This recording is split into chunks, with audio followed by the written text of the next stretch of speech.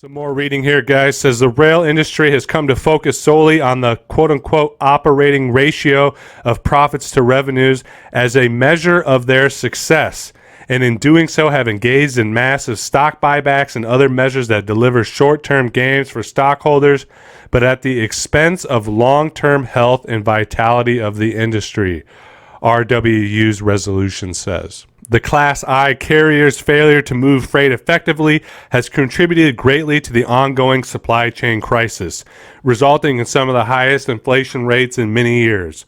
It adds, a crisis made worse by cutting 29% of all rail workers since 2014. Other workers have left due to stagnant pay and terrible working conditions. No surprise there. Okay, so what do we have here with this segment, guys?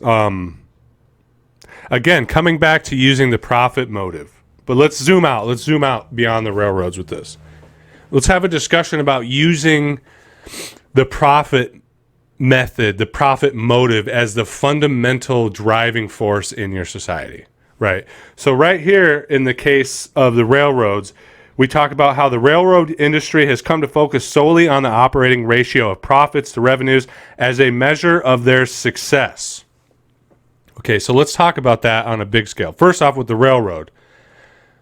A railroad's job, what is a railroad's job? It is to get freight and supplies and raw materials and human beings to wherever they need to go from wherever they started for as cheap as possibly and as efficiently as possibly and safely as possibly. Okay, these railroads aren't looking at that anymore. They're not looking at that at all anymore. All they're looking at is numbers on the screen. How much money is this making motherfuckers on Wall Street? Now let's talk about how insane that is to run railroads. The cardiovascular system, the veins of your entire civilization, of your entire nation.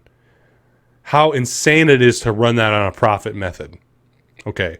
How detrimental it is to the economy, like we talked about, where every other sector of the economy essentially is dependent on a efficient and economically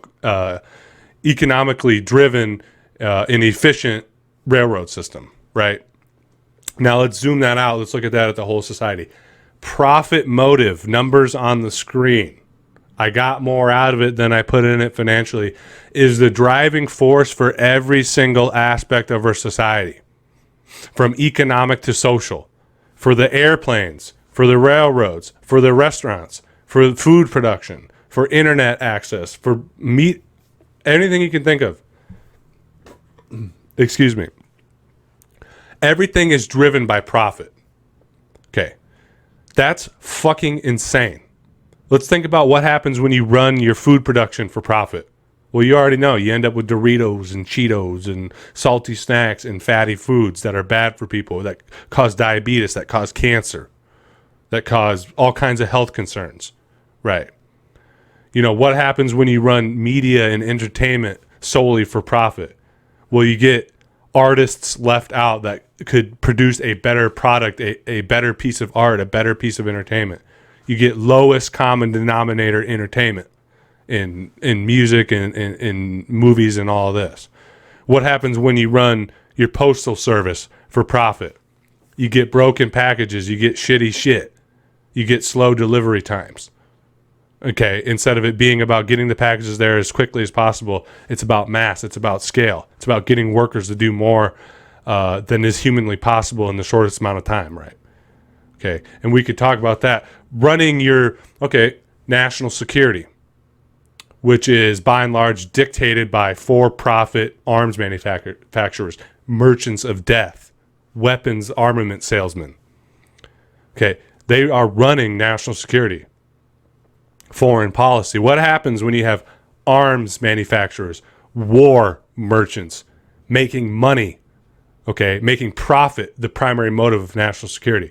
Well, we've seen what you get. You get an endless series of overseas wars that amount to nothing except bloodshed and death and imperialism, but it makes them rich. That's what you're running your national security on, your foreign policy on, the profit motive. Even going into a country that doesn't have anything to offer the imperialists. Well, guess what? It offers us a fat fucking bank check from the federal government because we got tanks and bombs and missiles and all this shit to sell. Kevlar, helmets, Every soldier that dies, that's another uniform, another helmet, another rifle that's got to be produced, another 5,000 bullets, right? So you're running, everything in this society is run off the profit motive, and it's absolute insanity. It's a sickness that I can't even, articulate here. I'm sure some novelists have done a better job than I could in a million years here, right? So that's what we're looking at in this segment here. Let's do a little more.